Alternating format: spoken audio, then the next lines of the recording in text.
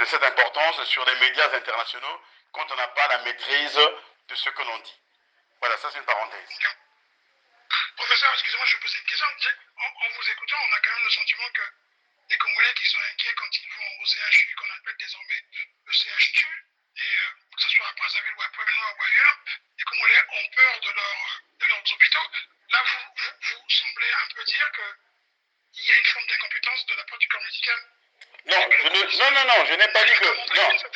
Non, le corps médical n'est pas incompétent. La médecine, elle est la même partout. Avant le Covid, le CHU était ouvert, on soignait bien les malades. Non, le problème, c'est un problème de communication.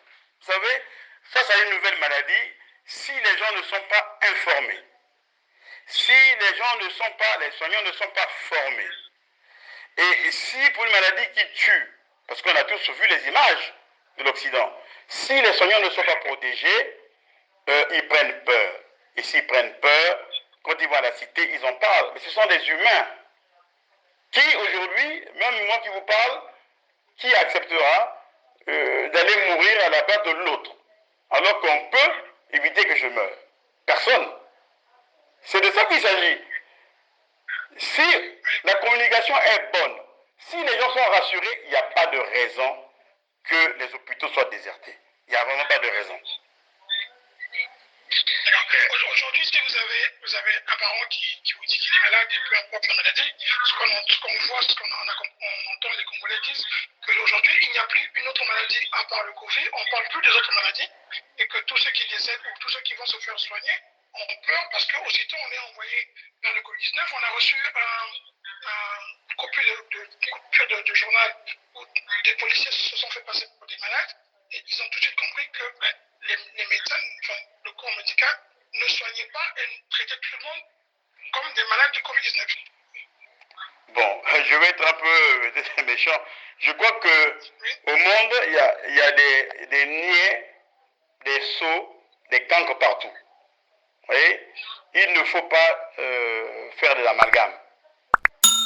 Encore une fois, il faut que la riposte revoie sa communication. Si elle peut revoir la communication, ce serait certainement une très très bonne chose. Je crois qu'il faut trouver des hommes et des femmes capables de communiquer différemment. Il ne faut pas qu'on dramatise le Covid-19. De grâce, faisons l'effort de ne plus stigmatiser les malades, de ne plus stigmatiser ceux qui en sont porteurs. Encore une fois, sur 100%, il n'y a que 20% qui font la maladie et sur les 20%, il n'y a que 5% qui vont en réanimation et sur les 5%, il y a à peu près 3% qui meurent. Vous voyez? C'est-à-dire que le cancer tue plus que le Covid. Est-ce que vous voyez ça? Est-ce que vous comprenez ça? Les AVC tuent plus que le Covid. Le diabète tue plus que le Covid. L'infarctus tue plus que le Covid. Donc, le paludisme en Afrique aussi, je crois. Comment? Le paludisme. Oui, le paludisme, bien sûr. Bon, le sida, aujourd'hui, on a fait des efforts. La maladie est rentrée dans sa phase de chronicité. Donc, Dieu merci, on arrive à garder nos frères en vie le plus longtemps possible. Donc, vous qui gérez les médias, faites passer des messages. Il ne faut pas que les gens prennent peur ou les gens aient peur du Covid. Il faut que les malades retournent vers les hôpitaux. Maintenant, il revient à ceux qui animent la riposte de mettre en place les éléments nécessaires pour que tout le monde soit sécurisé. Il s'agit de cela. Ce n'est pas de la sorcellerie, ça. Je vous ai dit qu'avec des baroudeurs en 6 ou 8 semaines, vous avez circonscrit le problème du Covid. C'est pas difficile, c'est pas compliqué. Voilà. Oui, professeur, vous avez parlé de l'intelligence artificielle, c'est vrai. On va quand même essayer un peu d'aborder ce volet qui est le volet d'avenir.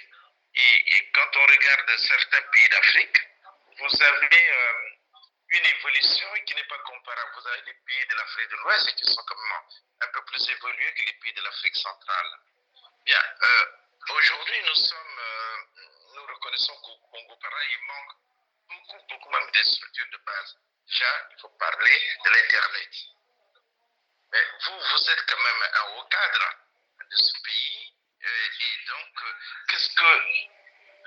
comment vous, les intellectuels, vous entendez vous peser pour que le pays puisse changer le modèle de fonctionnement en ce qui concerne aujourd'hui si vous voulez, l'Internet, parce que c'est quand même un moyen qui a révolutionné le monde entier. Aujourd'hui, on se communique plus facilement, on se voit à distance, on peut se soigner facilement.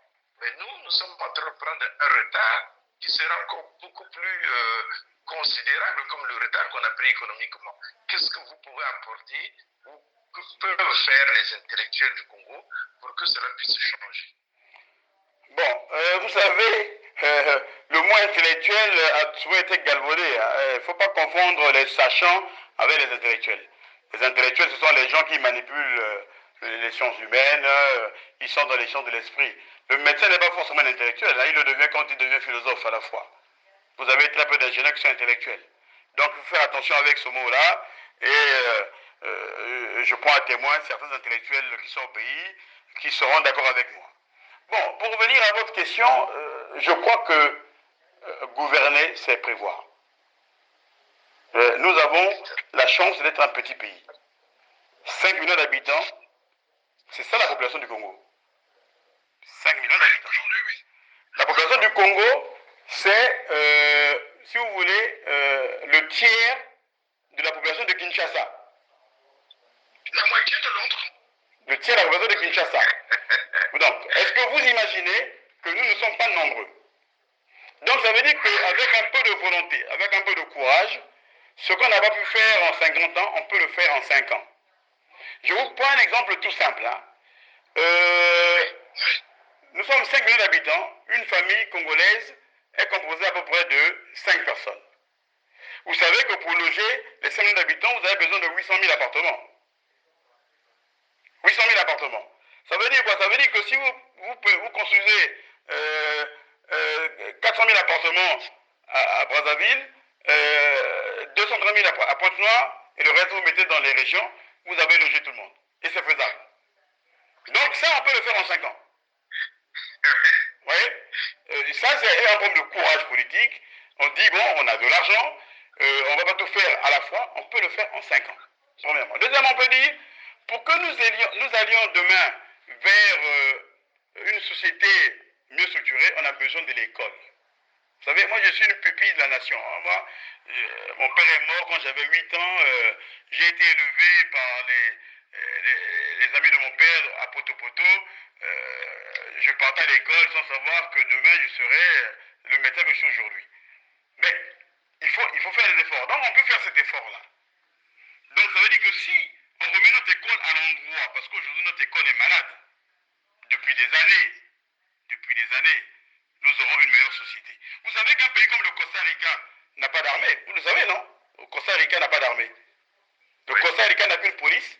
Et l'argent qui était orienté vers l'armée va vers l'éducation, va vers la santé.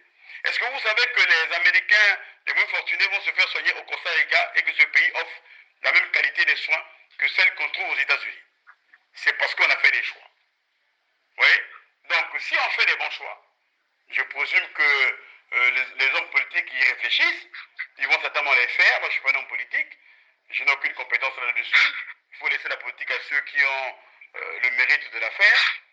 S'ils font la bonne politique, demain on peut avoir une bonne école, demain on peut avoir des bons hôpitaux, demain on peut avoir des bonnes structures numériques, demain on peut avoir l'Internet à foison, comme je l'ai ici en Belgique, où ça ne s'interrompt jamais. Vous voyez? Donc, c'est une question de volonté. Et je crois que le pays qui est en train de passer un moment assez difficile, parce que avec la baisse du coût du baril de pétrole, on a connu des secousses assez terribles. Il faut attendre que cela se relève un tout petit peu, qu'on sorte du Covid, pour voir comment le pays va se comporter. Ce n'est pas la langue de bois, hein, ce n'est pas dans ma nature. Je ne suis pas un homme politique. Donc ne dites pas que je suis en train de fatiguer, que ça ne m'intéresse pas. La politique, ce n'est pas mon dada. Moi, je fais partie des hommes qui doivent faire avancer la science et je m'en tiens qu'à ça. Le reste, ça ne me regarde pas. Vous voyez? Donc, si on veut, on peut changer un pays. Vous voyez un pays comme le Rwanda. Vous voyez le Rwanda? Vous connaissez le Rwanda? Le Rwanda était un pays extrêmement pauvre. Après le génocide rwandais, c'est-à-dire qu'il y a moins de 20 ans, ce pays a totalement changé. Demain, vous aurez des écoles de la Silicon Valley qui vont s'implanter au Rwanda. C'est-à-dire que nos enfants iront étudier au Rwanda. le Rwanda devient aujourd'hui un modèle de développement pour l'Afrique. Vous voyez? Mais nous, on veut faire la même chose, hein, parce que nous sommes plus riches que le Rwanda. Et croyez-moi, le Congo, dans 10-15 ans, fera peut-être mieux que le Rwanda. Et on compte sur vous pour aller construire le pays. Oui, on est d'accord, vous comptez sur nous, mais nous, moi, j'aurais notre question, c'est quand vous nous peignez ce tableau avec un espoir derrière, il y a au Congo une école de formation qui s'appelle l'INSA, qui forme les médecins congolais. Vous nous dites qu'au Congo, il y a des médecins de très bonne qualité, donc nous en sommes fiers. Si on comprend bien, c'est un problème de volonté politique pour pouvoir gérer les ressources humaines et donner les moyens aux gens. Alors, je ne sais pas si vous connaissez le concept de la kakistocratie. C'est-à-dire qu'on a tendance à vouloir élever les cancres en lieu et place des meilleurs. Ah oui, ça. Bon, alors, donc ça veut dire que... Vous considérez qu'aujourd'hui, c'est ce qui se passe dans certains pays africains? Ben bien sûr, le Congo n'y échappe pas. Vous savez que les imposteurs, on les trouve partout. Hein. Et les imposteurs sont très violents. Hein. Quand quelqu'un n'a pas la connaissance, quand quelqu'un n'a pas la science, il a tendance à devenir un vrai mandarin, c'est-à-dire un patron, il est difficile. C'est ça les imposteurs. Parce que quand quelqu'un est étudié normalement, quand quelqu'un a du jus, a de ce qu'on appelle la bouteille, la personne est ouverte aux autres. Parce qu'on ne s'élève qu'à travers la contradiction des débats. Comprenez ça? Si vous n'acceptez pas la contradiction, si vous n'acceptez pas le débat, vous ne pouvez pas vous améliorer. Même vous-même, quand on est père de famille, le soir avant de dormir, on doit faire le point de la journée. J'ai dit ceci à mon fils, est-ce que je lui ai bien parlé? J'ai dit à mon épouse, est-ce que je lui ai bien parlé? C'est ça la vie d'un homme. Vous voyez? Pour revenir à l'INSA, moi je suis un produit de l'INSA, je suis dans la troisième promotion de l'INSA. Je ne dis pas que je suis excellent, meilleur, mais je crois que je ne suis pas un cancre. Sinon ça se saurait. Bon, l'INSA forme des bons médecins. Très bons médecins, quand vous allez en France, quand vous voyez la plupart des choses de service en Ile-de-France, là, mais ce sont des Congolais, ce sont des gars de l'INSA. Ce sont mes petits frères. Et ils sont très bons. Le jour où on leur donnera les moyens pour s'exprimer, le jour où on dira, écoutez les gars, ne restez plus dans ces pays-là parce que l'avenir du monde, c'est l'Afrique. Revenez pour qu'on bâtisse notre pays autour d'un idéal commun. Nous avons des enfants à former à l'INSA. Croyez-moi que la médecine va prendre de l'envol sérieusement dans notre pays. Nous avons des médecins de très très bonne facture. Ce qui veut dire qu'on a aussi des cadres dans tous les domaines, puisqu'on peut étendre la médecine dans les autres domaines de la société, dans les autres domaines économiques. Vous avez vu, vous, les mouvements sociaux qui sont produits en Europe, le mouvement Black Lives Matter avec ce qui se passe en France, où les jeunes, comme on dit, issus de l'immigration, où les Africains d'origine se sont un peu, on va dire, entre guillemets, remontés. Est-ce que vous ne craignez pas que l'Afrique, et je ne veux pas rentrer en politique, mais que l'Afrique, il y a aussi en Afrique ce mouvement de jeunes qui considèrent que l'Afrique n'évolue pas, ça stagne, et que peut-être qu'ils vont eux aussi commencer à demander des changements en Afrique pour que les choses aillent plus vite. Mais qui peut résister face à un changement? C'est une dynamique, cher ami. Ce que nous pensions il y a 50 ans n'est plus la même chose aujourd'hui. Tout ça, il faut le suivre dans un contexte temporel. Vous savez, on naît et on meurt. Vous comprenez? Nous sommes tous des êtres humains fragiles. Si vous avez compris ça, si vous avez compris la fragilité humaine, vous ne pouvez que tendre vers une société fraternelle et solidaire. Vous comprenez? Si vous voulez être solidaire et fraternel, ça veut dire que vous devez écouter les autres et commencer à écrire des pages nouvelles pour les jeunes générations. Il faut le faire. Parce que si ce n'est pas fait, la violence est quelque chose qu'on contient difficilement. Mais nous avons suffisamment d'outils pour que les jeunes qui vont venir demain en Afrique puissent continuer les œuvres que leurs anciens ont commencées. Pas casser, parce qu'on ne bâtit rien sur la casse. Il faut améliorer et progresser. Donc je ne suis pas inquiet de la vague de nos enfants ou de nos petits-enfants qui vont arriver demain en Afrique. Nous ne serons peut-être plus de ce mandat, on les verra d'outre-temps, mais on sera heureux de ce qu'ils feront de notre continent. Et j'en suis certain. Oui, Oui, professeur, vous avez parlé de nos cadres qui sont ici. Mais il y a 2 ans ou 3 ans, nous avons vu les médecins de la diaspora aller au Congo. Certains ont même eu à faire des visites à Pointe-Noire, à Brazzaville, reçus par le président de la République. Quelle est votre opinion là-dessus, sur ces visites, et qu'est-ce que ça a rapporté au Congo aujourd'hui? Vous voyez, quand on parle de cette question-là, ça me fait sourire. J'ai un ami qui est le professeur Moukassa, qui est aujourd'hui le directeur général d'hôpital d'Oyo. Ce n'est pas pour me vanter, je crois que l'idée vient de moi. C'est moi, Kwambon, qui ai commencé à parler de cette affaire-là. Et nous sommes au début des années 2000. J'avais dit qu'il n'était pas normal que nos collègues, nos frères qui sont en Europe ne reviennent pas au pays. Il fallait trouver des mécanismes pour qu'ils reviennent au pays. Et on a commencé à faire ce travail-là. Bon, il faut toujours des pionniers. Quand on fait partie des pionniers, c'est toujours bien. Mais parce que quand on est pionnier, on rentre dans le contexte des savants. C'est ça, hein? Un savant, c'est celui qui est pionnier, c'est celui qui réfléchit avant les autres. Nous, on a fait ce travail-là. Qui a beaucoup critiqué aussi. Mais bien sûr, mais le savant, il ne s'élève qu'à travers la critique, sauf si il est niais. Voilà, si vous êtes niais, vous pouvez être un savant. Voilà, je ne sais pas si je me fais comprendre. Donc, nous, on a commencé ce travail-là, et ça a été une fierté que de voir le chef de l'État recevoir ses frères à Brazzaville, mais je n'y étais plus. Parce que nous avons la manie au pays, quand vous commencez une affaire, plus on en parle, alors les autres récupèrent l'affaire, ils font la main et ils vous dévancent. Ils ont fait. Bon. Est-ce que les termes de référence qui étaient les nôtres étaient les leurs? La réponse est certainement non. Mais je crois qu'il faut relancer ce débat-là. On a besoin de ces médecins chez nous pour reconstruire le tissu sanitaire du pays, parce qu'il ne faut pas se voiler la face. Le système sanitaire du Congo est totalement dégradé, il est devenu obsolète, il a été calqué sur un modèle des années 20, 1920. Il faut écrire quelque chose qui s'arrime à la modernité et qui va vers l'intelligence artificielle. Donc on a besoin de ces hommes et femmes au pays pour bâtir une nouvelle société de la médecine. Donc je crois que... Quel a été le rapport? Non, l'apport a été négatif parce qu'ils ne se sont pas accordés. Ils ne se sont pas accordés parce qu'aucun médecin n'est rentré à l'issue de cette démarche-là.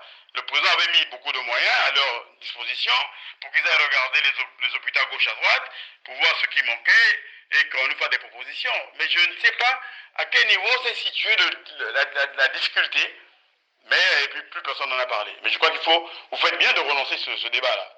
Mais il faut rendre à César ce qu'il y a à César. Celui qui a commencé le débat, c'est votre interlocuteur. Et n'en déplaise à ceux qui m'écoutent. Voilà. Alors, professeur, il y a un plan au Congo qui parle de 2 hôpitaux généraux, donc 12 hôpitaux universitaires. La crise a ralenti ces travaux, il paraît-il. Vous, aujourd'hui, vous estimez que le lien entre les hôpitaux, les dispensaires qu'on avait à l'époque, il y a 20 ans, parce qu'on voyait envoyer souvent, il fallait d'abord passer par le dispensaires pour aller à l'hôpital. Est-ce que vous pensez qu'aujourd'hui, toutes ces structures-là existent encore ou bien elles sont toutes à refaire avec l'arrivée de ces 2 hôpitaux? Bon, les 12 hôpitaux ne sont pas encore fonctionnels. Hein, ils sont en construction, il y en a qui sont arrivés à hauteur de 80% de leur exécution. Je crois que si la manne pétrolière revient, on va certainement terminer tous ces hôpitaux. Mais on peut avoir des hôpitaux, si vous n'avez pas les hommes, comment voulez-vous les animer? Voyez? Et l'équipement nécessaire. Voilà. Vous pouvez construire autant d'amphithéâtres que vous voulez, mais si vous n'avez pas formé les hommes pour les animer, ça ne sert à rien. Pendant que vous faites des hôpitaux, engagez un plan de formation massif, un plan massif de formation. Vous formez vos... savoir qu'il y a des élèves, il y a des Congolais qui sont incubables pour ça. Oui, bien sûr, mais écoutez, il faut qu'ils terminent leurs études, qu'ils viennent et qu'on les engage. Mais c'est une bonne chose qu'on ait formé autant de jeunes médecins à Cuba. Il faut encore en former davantage. Est-ce qu'à Ekwasende là-bas, dans les plateaux, vous avez un médecin? La réponse est non. Il faut qu'on ait des médecins un peu partout, non? Vous ne pensez pas? Oui, mais comment faire pour faire revenir tous nos médecins? Parce qu'aujourd'hui, quand on parcourt les hôpitaux d'Europe, il y a énormément beaucoup de médecins congolais, en France par exemple, ou en Belgique. Alors, je comprends votre impatience, et vous qui posez la question avec récurrence, ça veut dire que vous avez des idées. Mais tous toutes les idées doivent être mises sur la table pour qu'on regarde ensemble. Ce n'est pas l'affaire que des politiques, c'est l'affaire de tout le monde. Que doit-on faire pour que nos médecins reviennent? Parce que nombreux ont bâti des familles en Europe. Ils se sont mariés, ils ont eu des enfants, il y a des enfants qui sont à la faculté. Moi en Belgique ici, j'ai des enfants. Bon, il y en a un qui travaille, il y en a un autre qui va commencer l'université, donc il faut qu'il y ait quelqu'un à la maison. Mais moi je suis parti, j'ai laissé mes enfants avec leur maman. Disons que je n'ai pas vu mes enfants grandir, je suis allé me consacrer à mon pays, et d'ailleurs qui ne m'a rien donné. Voilà, il faut être clair. J'ai tout donné à mon pays ne m'a rien donné. Je suis resté aussi misérable que je l'étais avant. Voilà. Donc, il faut que... l'information. Oui, la formation, je l'ai eue, cher ami.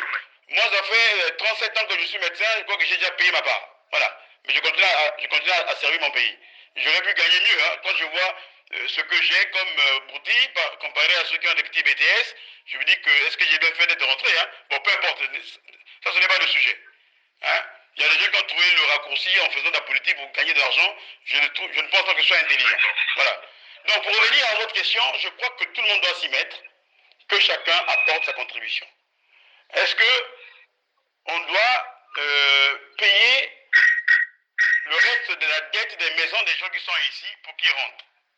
Est-ce que on doit loger ces gens-là qui vont rentrer? Est-ce que le salaire doit être élevé? Mais si vous le faites pour ceux qui sont ici, vous devez faire la même chose pour ceux qui sont à Brazzaville, enfin au Congo. Vous voyez? Pour qu'il n'y ait pas une discrimination.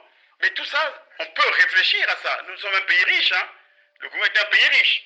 Donc il y a moyen de réfléchir. La solution ne passera pas par moi, la solution passera par tout le monde. Professeur, excusez-moi. Il me semble que les salaires des médecins officiants au CHU avaient été augmentés, non? C'est pas ça? Bon, alors, moi je ne me plains pas parce que moi je relève de l'enseignement supérieur, j'ai un salaire qui me permet de vivre décemment. Mais quand je vois mes assistants, il y en a un qui touche aujourd'hui près de 500 000 francs CFA, c'est-à-dire 750 euros. Je ne sais pas si quand on est père de famille, on est docteur en médecine, on a maman et papa, parce que tout le monde sait qu'on a fait des études, la solidarité voudrait qu'on accompagne les parents aussi. Est-ce que c'est suffisant pour vivre avec ça? La réponse est certainement non. Parce que là-dedans, vous devez manger, vous devez payer le transport pour vous-même, pour votre épouse, pour vos enfants. Vous devez scolariser vos enfants. Mais vous devez payer votre loyer, après il vous reste quoi? Je ne sais pas. Hein.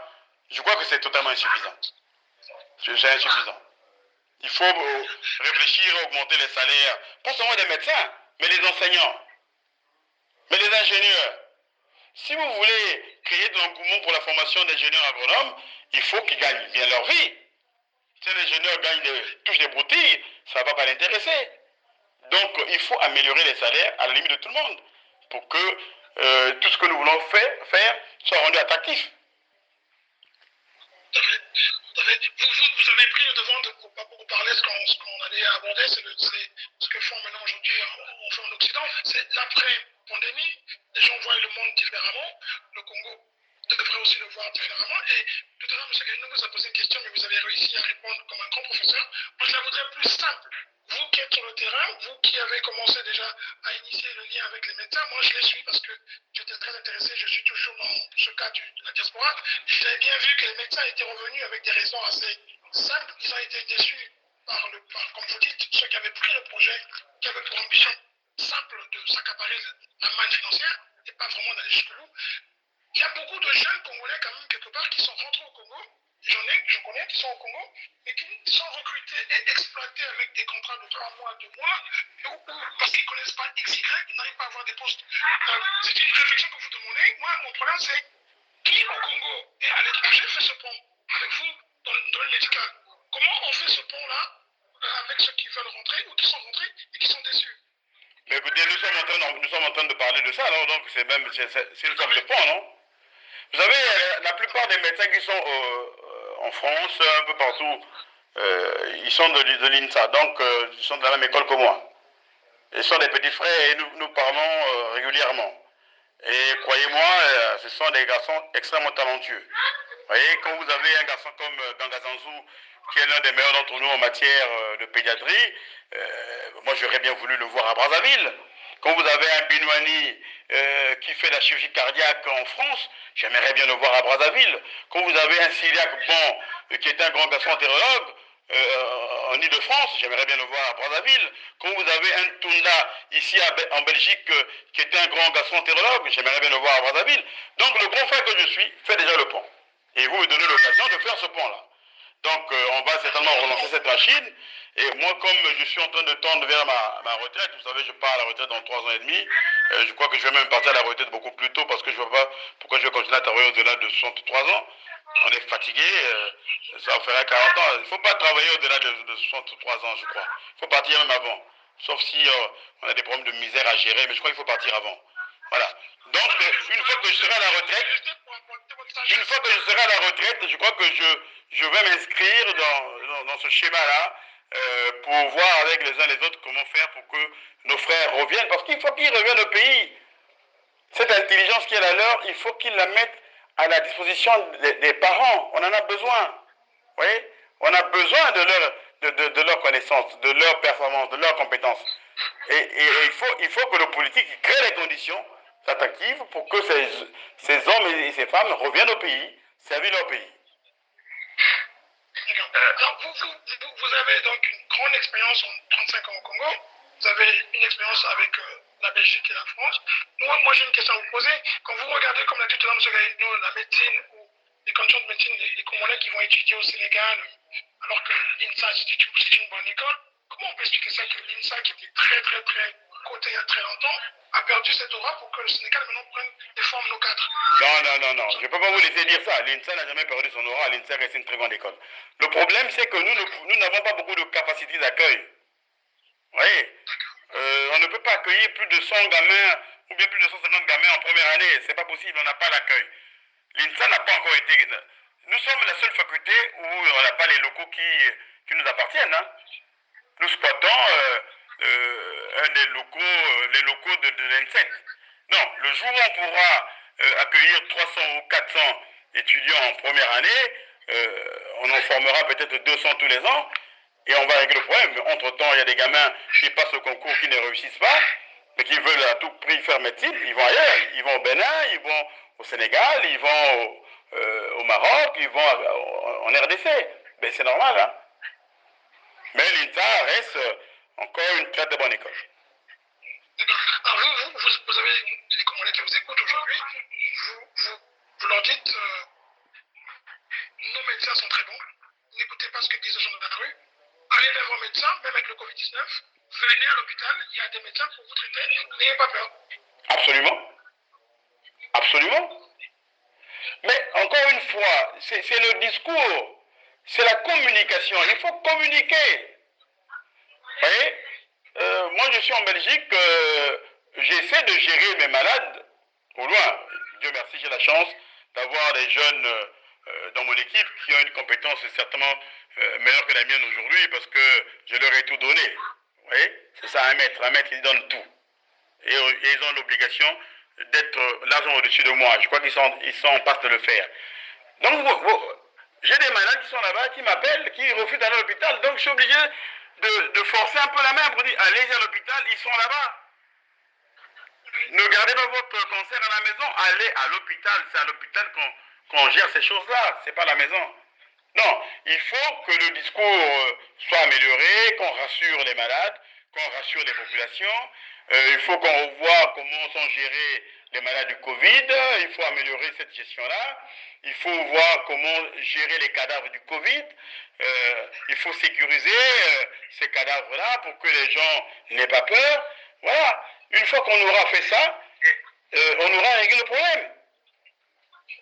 Oui, professeur, excusez-moi, parce que j'ai quand même une question qui me brûle les lèvres. Quand vous demandez aux gens d'aller à l'hôpital, oui, les gens veulent bien y aller. Moi, je me rappelle bien quand nous étions jeunes, on allait à l'hôpital pour n'importe quoi, on était pris en charge. Aujourd'hui, on entend les Congolais se plaindre quand ils vont à l'hôpital, ils ne sont pas pris en charge. Et surtout ceux qui n'ont aucun moyen, ils sont abandonnés à eux-mêmes. Ils peuvent rester toute une journée, 2 jours, et les exemples sont nombreux à l'hôpital. Alors comment voulez-vous demander aux gens d'aller dans un centre où ils ne sont pas pris en charge, où parfois ils sont même obligés de revenir chez eux, parce qu'ils ont passé une journée, 2 jours, 3 jours sans être pris en charge. Comment vous pouvez demander aux gens d'aller dans un milieu où ils ne sont pas pris en charge Bon. et vous faire écouter? Bon, alors, cette question-là, il faut la poser à la ministre de la Santé parce que c'est elle qui est en charge de la santé des Congolais. C'est vous qui demandez aux gens d'aller à l'hôpital. Oui, moi je demande aux gens d'aller à l'hôpital pour ne pas... Ceux qui peuvent aller, qu'ils aillent à l'hôpital, quel est leur intérêt de garder la maladie à la maison et mourir à la maison de cette maladie alors qu'on peut peut-être trouver une solution? Professeur, mais quel est l'intérêt d'aller dans un milieu où vous êtes abandonné à vous-même? Mais est-ce que tout le monde est abandonné à lui-même? Vous savez que moi, dans mon service, il m'arrive, hein, vous pouvez vérifier, vous appelez Brazzaville, de gérer des malades qui arrivent, on leur donne un lit, et 2 jours plus tard, on ne voit plus un parent, parce que l'hôpital ne nourrit pas les malades. Donc la famille n'apporte pas à manger. Mais le chef de service que je suis obligé de les nourrir. Vous voyez? Mais ça, il faut avoir un peu d'empathie pour les autres. Mais je présume qu'il y a beaucoup de chefs de service qui font la même chose.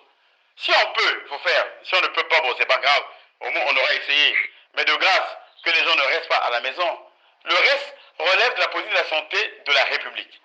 Vous avez des hommes et des femmes qui ont été identifiés pour conduire cette politique de santé. C'est à eux de mouiller le maillot, c'est à eux de faire leur job. Nous, on ne va pas faire le job à leur place. Professeur, vous êtes un homme de métier et aujourd'hui, ce qu'on a constaté en Europe, c'est qu'il y a eu une collaboration entre les différents États.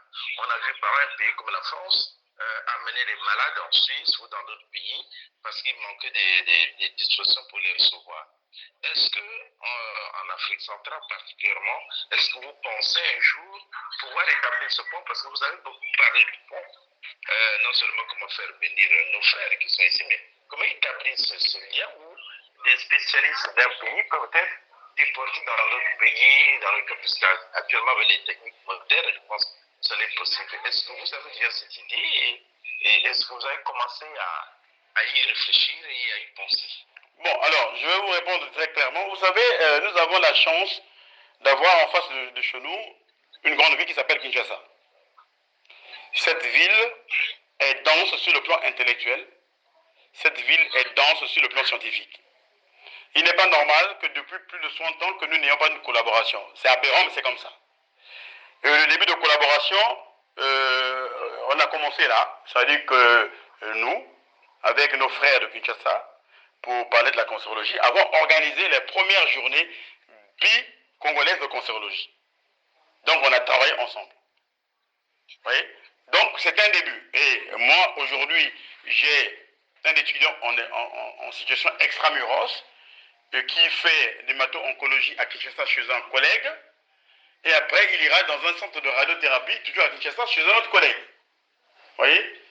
C'est ce que moi j'appelle la mobilité des candidats résidents. Parce que moi, je suis un formateur.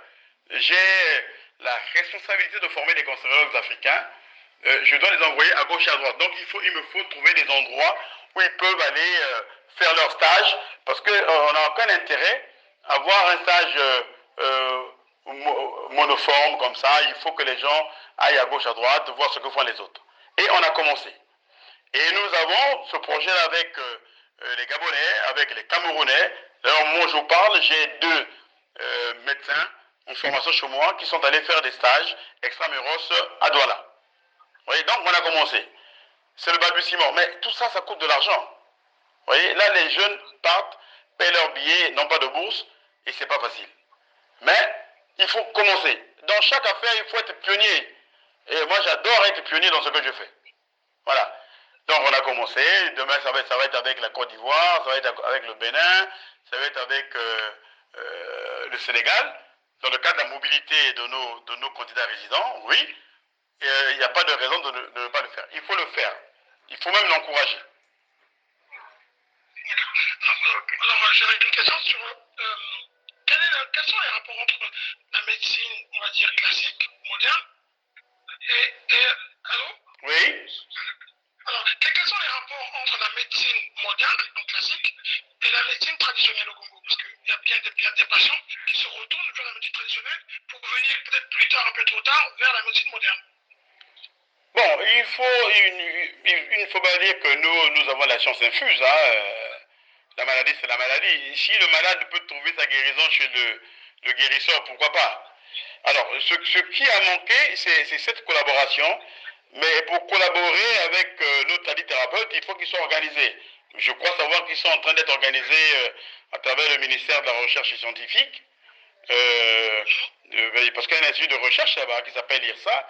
Et je crois que dans les années à venir, peut-être que nous allons pouvoir avoir des passerelles, pourquoi pas. Je l'encourage très fortement, bien au contraire. Il faut qu'on travaille ensemble. Il faut qu'on travaille ensemble. Parce que nous avons des choses à tirer de notre pharmacopée, pourquoi pas. Il y a des plantes qu'on peut développer chez nous et de même produire de bons médicaments. Pour revenir à cette histoire des médicaments, il faut faire extrêmement attention parce que l'Afrique est totalement dépendante des pays comme la Chine, l'Inde. Vous savez, si vous n'êtes pas indépendant sur le plan de la consommation, vous êtes un peuple qui peut être sacrifié demain. Vous savez ça? J'espère que vous suivez le professeur Obenga qui nous rappelle et qui nous ramène parfois à l'ordre pour nous dire qu'attention, on a été colonisé hier, on peut nous être recolonisé. On a été mis en esclavage hier, on peut nous être mis en esclavage. Si on n'a pas besoin de nous, pour ne pas être pessimiste, non, pour être pessimiste plutôt, on peut nous liquider. Hein. On peut liquider à travers des médicaments que nous consommons, parce que ça ne vient pas de chez nous. Donc faisons l'effort demain de produire ce que nous consommons. Et ça, c'est un vœu. Il faut que nous arrivions à consommer ce que nous produisons. Vous ouvrez vraiment beaucoup de champs, hein? Ça veut dire qu'il y a beaucoup de travail. Ah, mais écoutez, il faut ouvrir tous ces champs-là pour que les jeunes qui nous écoutent demain s'y engouffrent et fassent le boulot. Oui. Oui. Si on peut éveiller les consciences, pourquoi pas?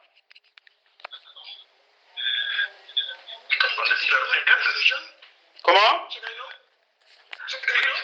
Il faudrait bien, c'est ce que nous sommes en train de faire, par exemple, en vous posant ces questions, parce que aujourd'hui, le problème de nos pays africains, justement, concerne surtout la production, parce qu'on ne produit rien, on importe tout, et on sait que ce qu'on nous envoie, c'est jamais contrôlé, il n'y a aucun organisme qui contrôle, donc on est pratiquement, si vous voulez, soumis à subir tout ce qu'on ne voudrait pas subir, mais on nous l'impose.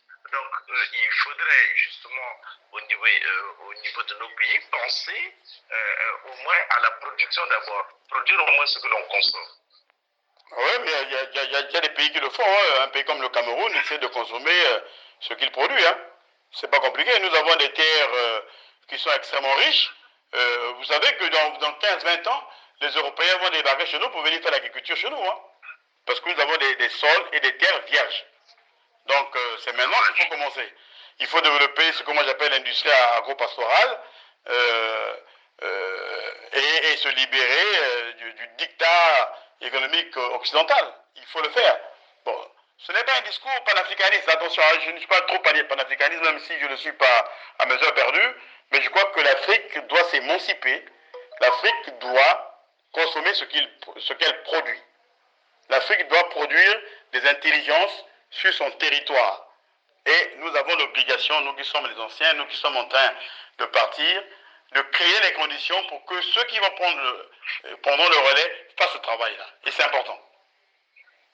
Professeur, moi j'ai une question à vous poser. Vous allez m'excuser, mais je vais aborder un petit peu le volet politique.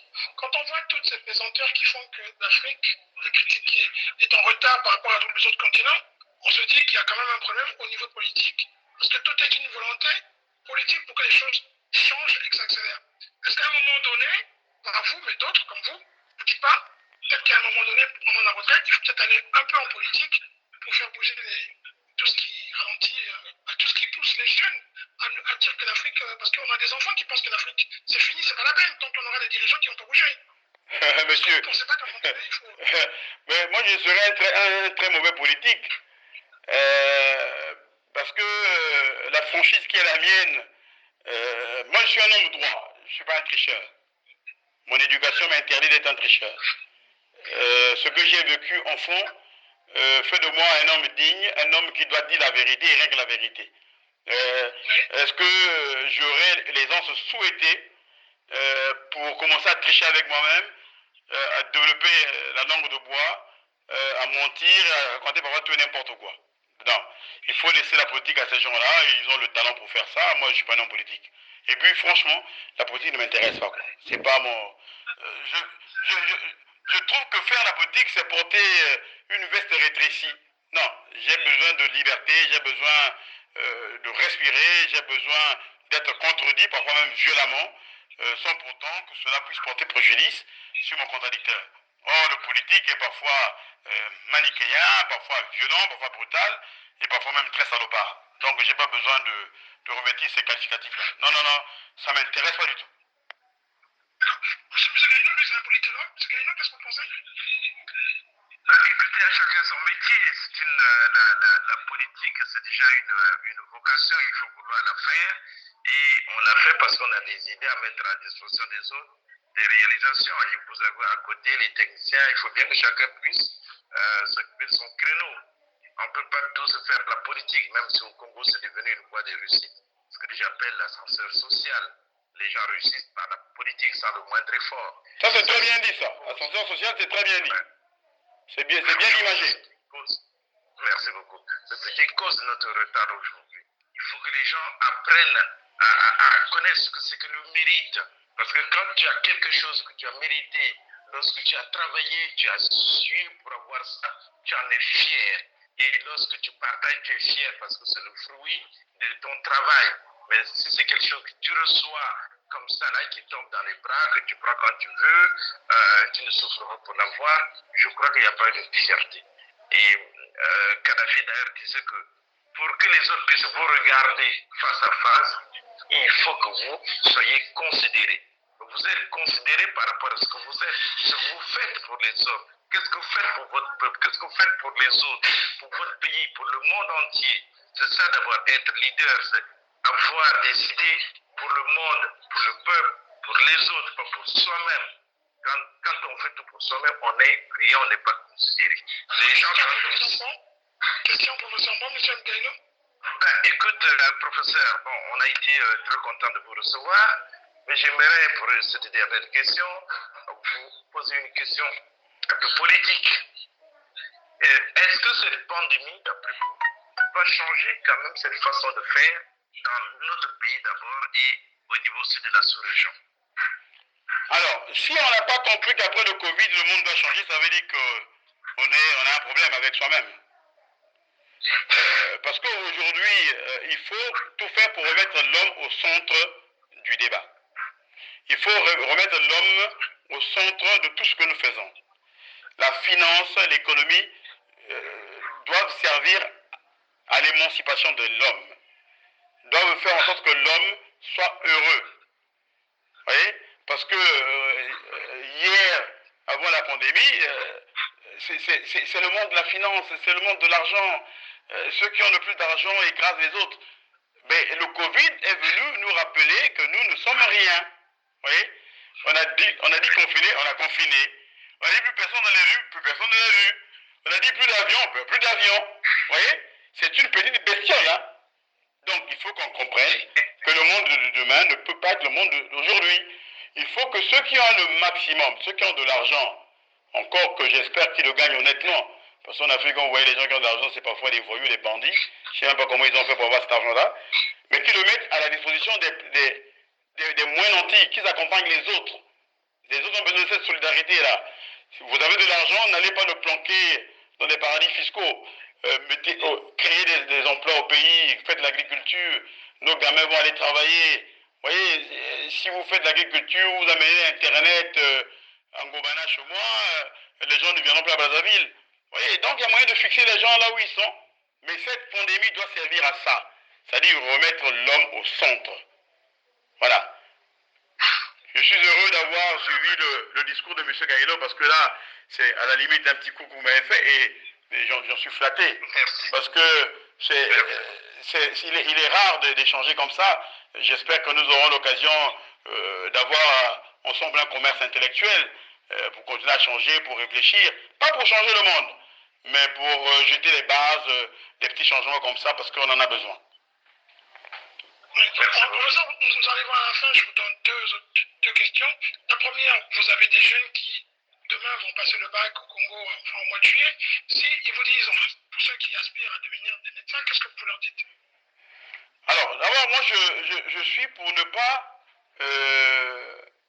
exiger que quelqu'un fasse médecine ou quoi. Non, moi, je suis père de famille, mes enfants font ce qu'ils veulent. Je vous rappelle que j'ai un gamin qui avait commencé la médecine, ici en Belgique. Il est arrivé en troisième année, et quand il a vu ce que moi j'ai gagné en Afrique, il a dit, papa, moi j'arrête, il faut faire autre chose.